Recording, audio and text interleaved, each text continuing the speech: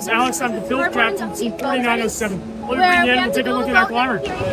We have 7 neodymium N52 magnets in line here. Each one has a flipping polarity, so if this were the north face, this would be the south face, so on and so forth, all the way down.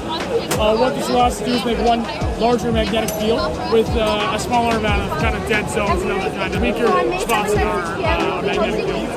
The magnets are never touching the tower. It has about this much of a gap between the tower and the climber. We do that to avoid any kind of rivet heads or bolt heads to avoid damage to a robot. If you look right here, you can also tell that this top magnet is also chamfered to just in case we do actually touch, it's going to go right over and hopefully push us back far enough that we're not actually touching the magnets in any kind of way that will create a second magnet. We don't want that. Trim up on these 2 stealth wheels right here, which are also connected to these 2 rear gears right here, one here and one here, that stops us from falling on the power off. It's completely friction driven off of here, powered by these 2 Kraken X60 motors inside of here, and it's a single shaft going through. We line up using a Limelight 4, seeing the April tanks underneath the tower. 2 sensors right here, these go up.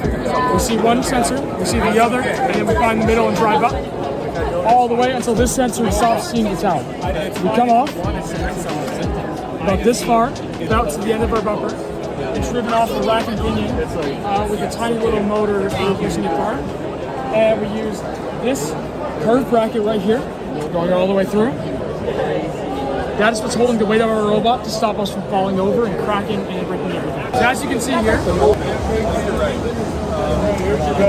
this is what allows us to visualize magnetic fields. So what the Lexan Space is doing, making the gap, the jump bigger, and it fills out our magnetic fields with a stronger, more uniform magnetic field all around. See how compressed this is?